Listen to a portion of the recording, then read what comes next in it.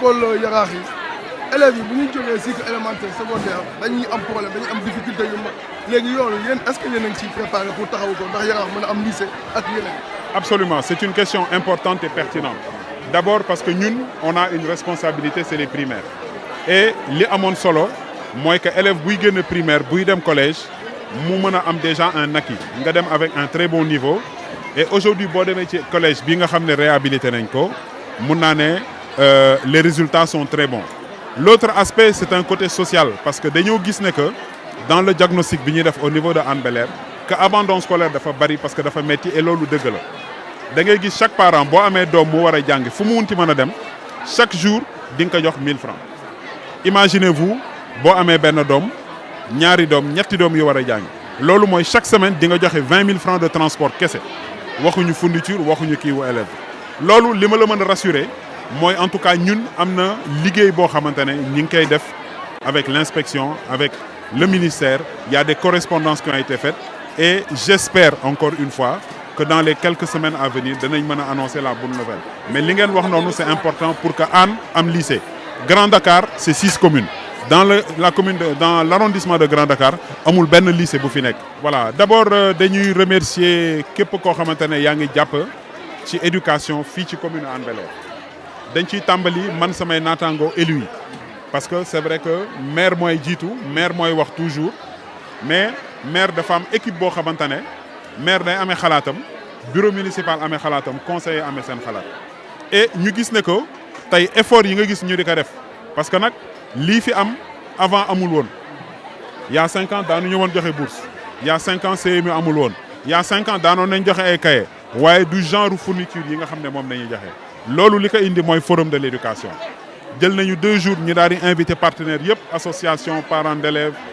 jàngalekat directeur ñu ñëw ñu toog ñu xalaat lan mooy ñu def diagnostic bi lan mooy problème mu éducation fii ci commune Hann Bel-Air. Et quand on a fait ce diagnostic ñu génn ci après 2 jours ak benn document stratégique boobu bañ ko toppee tey moo ñu indil à ces résultats. Donc li ñuy wax mooy lu jëm ci wàllu éducation fii ci commune Hann Bel-Air mun nañ ko wax ci kaw que pilotage à vue amul lépp luñ fiy def lu ñu waxtaanee woon nañ ko ak jàngalekat yi waxtaanee ko ak conseil tey boo leen gisee ñuy joxe journée tey rek valeur u 52 500 mooy 1500 bourses pour élèves mais boole ci également ñu fourniture scolaire yi nga xam ne distribué nañ ko mais ci bourse yi avantage bi ñu ci am mooy bi ñuy identifier les bénéficiaires du maire moo tëju ci bureau wala Matar Diaw adjoint au maire wala altine wala benn conseiller ne dugal leen ma déedéet dafa am benn commission boo xamante ne IEF inspecteur moom moo koy superviser école bu ci nekk dafa am sa quota yéenay identifier les bénéficiaires ñun lenn rek nañ ci am mooy ñun ñoo décaissé ñun ñoo voté ñun ñoo indi mandat ñu signé tey ñu jox ko élèves yi loolu partenariat bu dëgër moo koy indi parce que dañoo gis ne que daaw ba ñu joxee 1000 bourses amoon na yeneen cas yoo xamante ne identifié ne waroon nañ leen ci mën a boole ba ñuy dem débat d'orientation budgétaire avec les conseillers ñu toog waxtaanee ko te ba ñu waxtaanee ak ñoom dañoo gis ne ko wax dëgg yàlla foofu war nañ mën a def effort et looloo tax ren ñu daal di yéeg à 1500 et pourtant Hann Bel-Air il y a 5000 élèves au niveau des écoles publiques ce qui veut dire que benn pas la par rapport ak yeneen yoo xamante ne war nañ ko mën a def beneen bi nga xam ne aussi jar na leeral mooy surtout qualité enseignement bi dafa am loo xamante ne Hann Bel-Air suñu défi la woon parce que juróomi at ci gannaaw école yi problème la woon bâtiment yi nekkul woon dans des conditions système éducation bi aussi c'était pas trop ça mais bi ñu toogee ñu waxtaan ñu ne ah wax dëgg yàlla war nañu mën en tout cas xeex de telle sorte que image publique bi nga xam ne avant da ngay toog sa kër di génn ay résultats nga gis Limamoulaye mu jiitu et pourtant lañ doon gis ci Limamoulaye mooy école banlieue bi kooku du woon dara la ca amoon solo mooy lañ daan dugal ci bopp xale yi parce que bu ñu demee examen kii màggee Dakar Plateau ak nga xam ne ma nga màggee Guédiawaye ak Pikine yëpp benn la mais ñu gis ne que résultat yi nga xam ne tey moom la école bi am poussé na parents yu bare à ce que ñu ne ah ñun day wax dëgg yàlla war nañ mën a décharger wu de ces charges yoo xamante ne chaque fin du mois ñu fayal suñu doom privé alors que public bi baax na daanaka seen résultat sax moo gën mais mieux que ça gratuité fourniture yi nga xam ne aussi mi nga am ci école bi donc loolu yëpp comme je dis dama ci sant bu baax a baax tous les partenaires entreprises yi association yi organisation yi yéen la presse également parce que vecteur de communication ngeen mais également une mention parce que boo gisee ren def nañu école chez vous Mak TV avec les jeunes ñoom ñoo ko soutenir il y avait aussi Hann TV qui a fait de la sensibilisation mais teewul bi ñuy dem def résultat on est passé de 86% à 89%. Ce qui veut dire que malgré le contexte Covid, nit ñi jàngewuñu toog nañu jàpp nañ ne que am na benn apport boo xamante ne association yi ñoo ko def. Donc c'est pour vous dire que la participation citoyenne véritablement dama naan c'est la force de l'éducation au niveau de Hann Bel-Air. Monsieur le maire ci jéego yooyu boole nga ci tamit fexe ba école yi dëkk jamono mu jëm ci wàllu informatique ak yooyu wax nga ko ci nasaraan ndax mën nga ci wàllu CMU. waaw xam nga CMU bi dafay loo xamante ne xale buy jàngi mun naa ne avant effectif yi ñu daan gis dans les écoles santé dafa nekkoon à l'école CMU nekk en tout cas une nouvelle forme sanitaire pour accompagner l'éducation ñun ñu signé convention ak CMU de telle sorte que bépp élève buy jàng à l'école publique dañ lay signer nga am couverture donc loolu aussi c'était un aspect social extrêmement important parce que c'est vrai que Covid bi dafa ñëw ñuy xeex Covid-19 mais xale yi nga xam ne aussi dañuy nekk ci classe yi di jàng war nañu mën a nekk en très bon état de santé parce que Covid boobu moo ñuy permettre xale buy màggat très tôt ñu mën a déceler li nga xam ne mooy maladie ci moom. donc pathologie yi lu ñu ci gën a teel a jóg teel ci taxaw et puis bu ñu nee santé ak école nag wax dëgg yàlla war naa mën a nekk beneen bi nga xam ne jar na wax donc mooy lu jëm ci wàllu lycée Hann Bel-Air. Vous savez, l'éducation, dafa transcender plusieurs étapes. Ñun au niveau des mairies dañu jox loo xamante ne mooy école primaire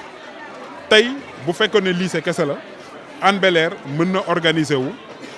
voter budget pour que ñu mën a taxaw yokk ay salle de classe ci benn établissement mais liggéey bi nga xam ne tey moom nañu nekk di def ak ministère de l'éducation j'espère que allure bi nga xam ne moom nañu gis ñu jël d'ici quelque temps danañ mën a annoncer vraiment la bonne nouvelle parce que ñun aussi on est une institution mënuñu nekk sur la place publique di werante li ñu war a def dañ koy def mais li ñu jàpp ci lycée boobu c'est que c'est un impératif pour Hann Bel-Air parce que abandon scolaire boobu ñuy wax dafa bari man dama doon joxe comme argument la semaine dernière que lycée boobu ñu def dama jàpp ne riposte la même par rapport à cette immigration clandestine parce que boo xoolee xale yi dem mooy ñu toll ci niveau boobu mais bu fekkee ne jànguñu egguñu ci dara effectivement dafay loo xamante ne c'est un problème nous sommes une zone côtière ni ci géej gi nañu yaakaar on pense que xam nañu lépp ci géej gi alors géej mooy milieu boo xamante ne doo ko maîtriser jamais donc loolu en tout cas on espère dans les semaines à venir pouvoir concrétiser li nga xam ne moom nañu yaakaar ci loolu nañu nekk mais en tout cas bëgg nañu que Hann Bel-Air am lycée. ban message ngay lancé jeunes Hann Bel-Air ñu gis ni jeunes yu bëri ñu ngi des ci géej gi ñu profité l'occasion bi nga ne immigration clandestine bi manque d'éducation ak élèves yi nu ñu demee ci école yi bu ñu ñëwee ba lycée dañuy gis seen jàng ñu bëri day yàqu day ralentir comme ni nga ko waxee léegi tey jeunes yëpp jël gaal yi di dem tey ba Yaraax rek am na ñu bëri ñu si ñàkk seen bakkan tey loo leen lancé waa Yaraax. xam nga li may faral di wax par rapport à cet abandon scolaire dafa am benn aspect bu am solo c'est-à-dire que ñun on vit la réalité parce que dañoo am proximité avec les familles xale buy jàngi dañuy xam ne conditions yu difficile am na xale yoo xamante ne tey ñi ngi wax ñi jàngiwul mais ñiy jàngi am na ñoo xam dañuy xëy suba tous les jours dañuy dox dem loolu c'est un problème courage la mais loolu du ñëpp ñoo ko mën beneen bi aussi mooy lu jëm par rapport à cette immigration clandestine man la première préoccupation bi ma am mooy les conditions de voyage parce que nga jël gaal bëgg a def des milliers de kilomètres ci biir gaal gi yaa ngi ci am xawma ñaata bidon d'essence effectivement bu benn di tàkk gaal gi di tàkk te gis ngeen ren phénomène boobu c'est un problème donc il y a le problème sécurité beneen bi aussi mooy bëgg a dem Europe c'est une vue d'esprit nit ku ci nekk mën nga dem satisfaire ta curiosité mais ñun yi nga xam ne peut-être dem nañu gis nañu xam nañ ne que Europe na mu meloon avant ak na mu mel tey du benn 400 000 francs ku ko jël di ko fay pour jël kaal man gëm naa ne 400 000 francs ku ko jël nga investir que dans ce commerce ne serait-ce que nga dem géej